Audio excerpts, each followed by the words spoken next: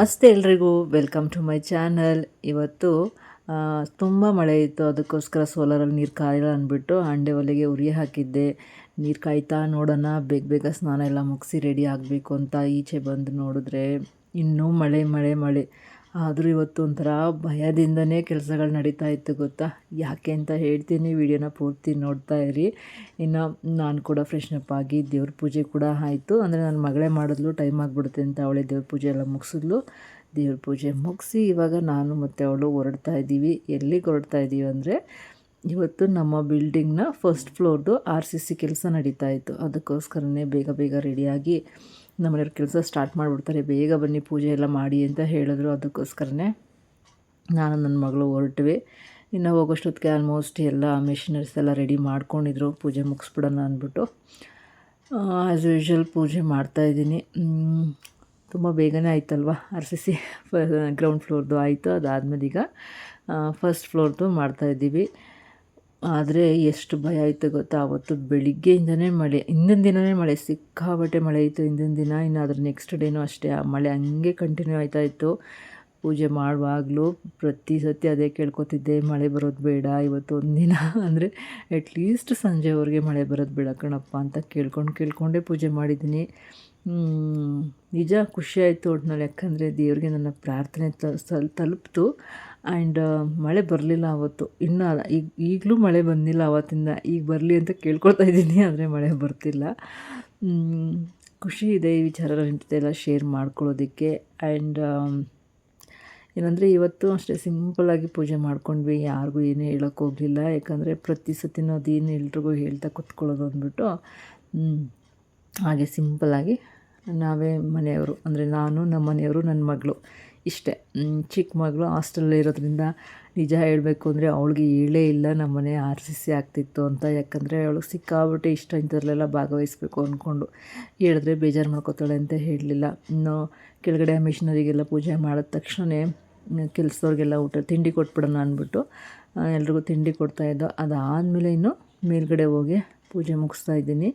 ಅಲ್ಲಿ ಕಾಂಕ್ರೀಟ್ ಹಾಕಿದ್ಮೇಲೆ ಅಲ್ಲಿ ಮೂಲ ಈಶಾನ್ಯ ಮೂಲೆ ಬರುತ್ತಲ್ಲ, ಅಲ್ಲಿಗೆ ನಾವು ಮಾಮೂಲಿ ರೆಗ್ಯುಲರಾಗಿ ಪೂಜೆ ಮಾಡೋದಿದ್ದೇ ಇರುತ್ತೆ ಅಲ್ವ. ಅಲ್ಲಿಗೆ ಚಿನ್ನ, ಬೆಳ್ಳಿ, ನೆಕ್ಸ್ಟು ಒಂದು ಹಿತ್ತಾಳೆ ಕಾಯಿನ್ ಹಾಕಿ, ಅದಾದಮೇಲೆ ನವರತ್ನ ಎಲ್ಲ ಹಾಕಿ ಪೂಜೆ ಮಾಡಿ ಹಾಲು ಬಿಟ್ಟು ಎಲ್ಲ ಮಾಡೋದು. ಅದೇ ರೀತಿಯೇ ಮಾಡ್ತಾಯಿದ್ದೆ. ನಿಂತ್ಕೊಳ್ಳೋಕ್ಕಂತೂ ಈ ಸಲ ಸಿಕ್ಕಾಬಿಟ್ಟೆ ಕಷ್ಟ ಅನಿಸ್ತಿತ್ತು, ಭಯನೂ ಆಗ್ತಿತ್ತು. ಯಾಕಂದರೆ ಏನೋ ಒಂಥರ ಕೆಲಸ ಟೆನ್ಷನ್ನು. ನೆಕ್ಸ್ಟು ನನಗೆ ಹುಷಾರಿಲ್ಲ ಅಂತ ಆ್ಯಸ್ ಯೂಶ್ವಲ್ ನಿಮ್ಗೆ ಗೊತ್ತೇ ಇರುತ್ತೆ. ಅದೆಲ್ಲದ್ರ ಜೊತೆಗೆ ಮಳೆ ಬರೋದು, ನನಗಂತೂ ಅದೇ ಇತ್ತು ಮೈಂಡಲ್ಲಿ.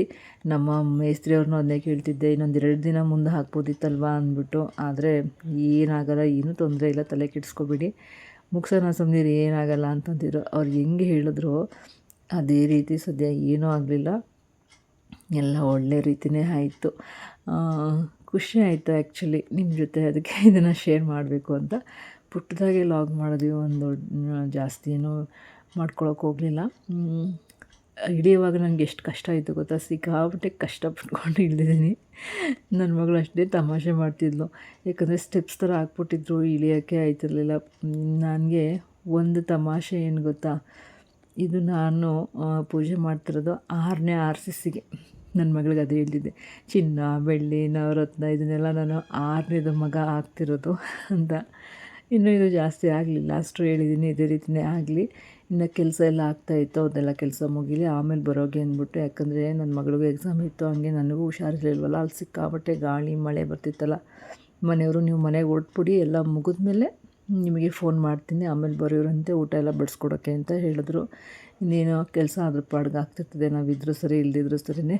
ನಾವೇನಿದ್ರು ಮೇಯ್ನ್ ಬೇಕಾಗಿದ್ದೇನೆ ಕೇಳಿ ಪೂಜೆ ಮಾಡೋಕ್ಕೆ. ಸೊ ಪೂಜೆ ಎಲ್ಲ ಮುಗೀತಲ್ವ. ಆ್ಯಂಡ್ ನಾವು ತಿಂಡಿ ತಿಂದ್ವಿ. ತಿಂಡಿಗೆಲ್ಲ ಹೊರ್ಗಡೆನೇ ಹೇಳಿದ್ವಿ, ಅಲ್ಲಿಂದ ತಂದು ಕೊಟ್ಟಿದ್ರು. ತಿಂಡಿನ ನಾವು ಮುಗಿಸ್ಕೊಂಡು ಇನ್ನು ಊಟಕ್ಕೂ ಅಷ್ಟೇ. ಅವತ್ತು ಶನಿವಾರ ಆಗಿದ್ದರಿಂದ ಊಟಕ್ಕೂ ನಾನ್ ವೆಜ್ ಆಗಿರೋದ್ರಿಂದ ನಾನಂತೂ ಮಾಡ್ತಿರ್ಲಿಲ್ಲ, ಹೊರಗಡೆ ಹೇಳಿದ್ವಿ. ಇನ್ನು ಪಕ್ಕದಲ್ಲಿ ದೇವಸ್ಥಾನ, ರೇಣುಕಾ ಯಲ್ಲಮ್ಮ ದೇವಿ ದೇವಸ್ಥಾನ ಇದೆ ಅಂತ ನಿಮಗೆ ಗೊತ್ತು. ಅಲ್ಲಿಗೆ ಪೂಜೆ ಮಾಡಿ ಬರೋಣ ಅಂದ್ಬಿಟ್ಟು ಬಂದ. ನೋಡಿ ನಾಯಿ ಬಂದು ದೇವ್ರ ಮನೆ ಬಾಗಿಲಲ್ಲಿ ಹೆಂಗೆ ಮಲಗಿದೆ ಅಂತ. ನಾವು ಹೊರಗಡೆ ಓಡಿಸ್ಬಿಟ್ವಿ, ಬಟ್ ಇಲ್ಲಿ ನಾಯಿ ಬಂದು ಆರಾಮಾಗಿ ಮಲಗಿತ್ತು. ಇಲ್ಲೂ ಅಷ್ಟೇ ಕೇಳ್ಕೊತಾ ಇದ್ದದಲ್ಲಿ ಟೈಲ್ಸ್ ಎಲ್ಲ ನೋಡ್ತಿದ್ದಲ್ವ, ಅದೆಲ್ಲ ಮಳೆ ಬಂದಾಗಿರೋದು. ದೇವಿ ಮಳೆ ಬರ್ದಿರೋಂಗೆ ಮಾಡಿ ಅಂತ ಬರೀ ಎಷ್ಟು ದೇವ್ರಿಗೆ ಪ್ರಾರ್ಥನೆ ಮಾಡಿಬಿಟ್ಟಿದ್ದೀನಿ ಅವತ್ತು, ಅಂದರೆ ನನಗೆ ಮಾತ್ರನೇ ಗೊತ್ತು. ಆ ಎಲ್ಲ ದೇವರು ನನ್ನ ಪ್ರಾರ್ಥನೆನ ಏನಂದರೆ ಎಕ್ಸೆಪ್ಟ್ ಮಾಡಿಕೊಂಡು ಮಾಡೇ ಬರ್ದಂಗೆ ಮಾಡಿದ್ರು ಅಂತಲೇ ಹೇಳ್ಬೋದು. ಅದೊಂದು ಖುಷಿ ಇದೆ. ಇನ್ನು ಪೂಜೆ ಎಲ್ಲ ಮುಗಿಸ್ಬಿಟ್ಟು ಹೊರಡೋಣ ಅಂದ್ಬಿಟ್ಟು ನಾನು ನನ್ನ ಮಗಳೂ ಪೂಜೆ ಮಾಡಿದ್ವಿ. ಖುಷಿ ಆಯಿತು. ನಾನು ನೋಡಿ ಅಲ್ಲಿ ನನ್ನ ಮಗಳು ರೇಗಿಸ್ತಾ ಇಲ್ಲ, ನಾಯಿಗೂ ಸೇರಿಸಿ ಪೂಜೆ ಮಾಡಿಬಿಟ್ಟಲ್ಲ ಅಂತ. ನಾರಾಯಣ ಬಿಡಪ್ಪ ಅದು ಅಂತಂದೆ. ಇದೇ ಶ್ರೀ ರೇಣುಕಾ ಯಲ್ಲಮ್ಮ ದೇವಿ ದೇವಾಲಯ ನಮ್ಮ ಬಿಲ್ಡಿಂಗ್ ಪಕ್ಕದಲ್ಲಿರೋದು. ಇನ್ನು ಮನೆಗೆ ಬಂದು ಮನೆ ಕೆಲಸ ಎಲ್ಲ ಮುಗಿಸಿ ಮತ್ತೆ ಹೊರಡ್ತಾ ಇದ್ದೀನಿ. Okay, welcome back. ಪೂಜೆ ಎಲ್ಲ ಮುಗಿಸಿ ಮನೆಗೆ ಬಂದು ಒಂಚೂರು ರೆಸ್ಟ್ ಮಾಡಿ ಅದಾದಮೇಲೆ ಅಷ್ಟು ನೋಡಿ ಪಾತ್ರೆಗಳೆಲ್ಲ ತೊಳೆದು ಒಂದಷ್ಟು ರೆಡಿ ಮಾಡಿ ಇವಾಗ ಮತ್ತೆ ನಾನು ಮತ್ತು ನನ್ನ ಮಕ್ಕಳಿಬ್ಬರು ಹೊರಡ್ತಾ ಇದ್ದೀವಿ. ಇವಾಗ ಊಟದ ಟೈಮ್, ಸೊ ಊಟ ಎಲ್ಲ ಬಡಿಸ್ಕೊಡ್ಬೇಕು ಅಂತ ಆಲ್ರೆಡಿ ಸ್ಟಾರ್ಟ್ ಆಗಿರಬೇಕು. ನಾವು ಇವಾಗ ಹೋಗ್ತಿದ್ದೀವಿ, ಬನ್ನಿ ಹೋಗೋಣ. ಮತ್ತು ನಮ್ಮ ಮನೆ ಹತ್ರ ಹೋಗಿ ಊಟ ಎಲ್ಲ ಬಡಿಸ್ಕೊಟ್ಟು ಬರುವ. ಓಕೆ, ನನ್ನ ಮಗಳಿರೋದಕ್ಕಂತೂ ಕರ್ಕೊಂಡು ಹೋಗ್ತಿದ್ಲು, ಕರ್ಕೊಂಬರ್ತಿದ್ಲು ಗೊತ್ತಾ. ನನಗೆ ಇದು ಈ ರೋಡ್ ನೋಡಿ ಹೆಂಗಿದೆ ಅಂದರೆ, ನಮ್ಮ ಕೆ ಆರ್ ನಗರದಲ್ಲಿ ಬಸ್ ಸ್ಟ್ಯಾಂಡ್ ಹತ್ರದ ರೋಡು ಈ ರೀತಿ ಐತೆ. ಮಳೆ ಬಂದ್ರಂತೂ ನೋಡೋಕ್ಕೆ ಆಗೋಲ್ಲ. ಬೆಳಿಗ್ಗೆ ಒದ್ದೆ ಇತ್ತಲ್ವ ರೋಡು, ಇವಾಗೆಲ್ಲ ಡ್ರೈ ಆಗಿದೆ, ಮಳೆ ಬರ್ತಿಲ್ಲ, ಸಿಂಪಲ್ಲಾಗಿ ಮೋಡ ಇತ್ತಷ್ಟೇ. ಅದೇ ಖುಷಿನಲ್ಲಿ ಇದ್ವಿ. ಇನ್ನು ಅಡುಗೆ ಎಲ್ಲ ರೆಡಿಯಾಗಿ ತೊಗೊಬಂದರು. ಮೆಸ್ ಅವ್ರಿಗೆ ಹೇಳ್ಬಿಟ್ಟಿದ್ವಿ, ಅವರೇ ತೊಗೊಬಂದಿದ್ರು. ಫಸ್ಟು ನಮ್ಮ ಮನೆಯವ್ರಿಗೆಲ್ಲ ಬಡಿಸ್ಕೊಟ್ಬಿಟ್ಟು, ನಮ್ಮ ಮನೆಯವ್ರ ಫ್ರೆಂಡ್ಸ್ಗೆಲ್ಲ ಊಟ ಬಡಿಸ್ಕೊಟ್ಬಿಟ್ಟು ಆಮೇಲೆ ಅವ್ರಿಗೆಲ್ಲ ಊಟ ಕೊಡೋಣ ಅಂದ್ಬಿಟ್ಟು ಊಟ ಎಲ್ಲ ಬಡಿಸ್ಕೊಟ್ವಿ. ಎಲ್ಲ ಖುಷಿಯಿಂದ ಇಷ್ಟಪಟ್ಟು ಊಟ ಮಾಡಿದ್ರು. ಯಾಕಂದರೆ ಅವ್ರಿಗೂ ಕೆಲಸ ಮಾಡಿ ಸಾಕಾಗಿರುತ್ತೆ ಅಲ್ವಾ. ಸೊ ಅವ್ರಿಗೆಲ್ಲ ಊಟ ಮಾಡಿಸಿದ್ದು ಮತ್ತು ಇದು ವೀಡಿಯೋಗೆಲ್ಲ ಪೋಸ್ ಕೊಡ್ತಾಯಿದ್ರು. ಅದನ್ನೆಲ್ಲ ನೋಡಿ ಖುಷಿ ಅನ್ನಿಸ್ತಿತ್ತು. ಇನ್ನು ಮೇಲ್ಗಡೆ ಬಂದು ಹೆಂಗಾಗಿದೆ ಕೆಲಸ ನೋಡೋಣ, ಅವ್ರಿಗೆಲ್ಲ ಊಟ ಬಡಿಸಾಯ್ತು. ನಮ್ಮದೇನು ಊಟ ಇರಲಿಲ್ಲ. ಸೊ ಬಂದು ನೋಡೋಣ ಅಂದ್ಬಿಟ್ಟು ನಾನು ನನ್ನ ಮಗಳು ಮೇಲ್ಗಡೆ ಬಂದ್ವಿ. ಸದ್ಯ ಮುಗೀತಲ್ವಪ್ಪ, ಯಾವುದು ತೊಂದರೆ ಇಲ್ಲದೆ ಮುಗೀತಲ್ಲ ಅಂತ ಖುಷಿ ಆಯಿತು. ಮುಗಿಸ್ಕೊಂಡು ಇವಾಗ ಮತ್ತೆ ಮನೆಗೆ ಬಂದ್ವಿ. ಅಮ್ಮ, ಯಾಕಮ್ಮ ಮನೇಲಿ ಸಾಂಬಾರು ಮಾಡಿಸಿಲ್ವಮ್ಮ ನಾನು? ಹಾಂ, ನೋಡಿ ನಾನ್ ವೆಜ್ ಎಲ್ಲ ಅಷ್ಟು ಮಾಡಿಸ್ಬಿಟ್ಟು ನಮ್ಮಮ್ಮ ಉಪ್ಸೋರು, ನೆನ್ನೆ ಪನ್ನೀರು, ಚಕ್ಲಿ ಇದು ತಿಂತೈತೆ. ವಾಯ್ ಮಮ್ಮಿ, ಇವತ್ತು ತಿನ್ನಂಗಿಲ್ಲ ನಾನು, ಅದಕ್ಕೆ ಏನಾಗಲ್ಲ, ತಿನ್ಬೋದು. ನೀನು ತಿನ್ಬೇಡ, ದೇವರೇನು ಹೇಳಿಲ್ಲ ತಾನೇ ತಿನ್ನಬಾರ್ದು ಅಂತ. ನೋಡಿ ನಮ್ಮ ಮನೇಲಿರೋರೆಲ್ಲ ಈ ಥರ ತಿನ್ನಬೇಡಿ, ವಾರ ಮಾಡಿ, ಅವೆಲ್ಲ ಇಲ್ಲವೇ ಇಲ್ಲ ನಮ್ಮ ಮನೇಲಿ. ಊಟ ಮಾಡಬೇಕು, ಕೆಲಸ ಮಾಡಬೇಕು ಅಷ್ಟೇ. ಇದಿಷ್ಟೇ ಕಾನ್ಸೆಪ್ಟ್ ನಮ್ಮ ಮನೇಲಿರೋ ಜನಗಳದು. ನಾವು ವಾರ ಮಾಡಬೇಕು, ಉಪವಾಸ ಇರಬೇಕು. ನಾಳೆಯಿಂದ ನಿಮ್ಗೆ ಹುಷಾರಿರಲ್ಲ, ಡಾಕ್ಟರ್ ತಿನ್ನಬೇಡಿ ಅಂತ ಅಂತಾರಾಗ ಏನು ಮಾಡ್ತೀರಾ? ಏನ ನಾನ್ ವೆಜ್ಜಾ? ಹಾಂ, ಆಗ ಬಿಟ್ಬಿಡೋದು ಆರೋಗ್ಯಕ್ಕೋಸ್ಕರ ಅಷ್ಟೇ. ನೀವು ಬಿಡಲ್ಲ, ಡಾಕ್ಟ್ರ್ ಹೇಳಿದ್ರು ಬಿಡಲ್ಲ ನಮ್ಮ ಮನೇಲಿ.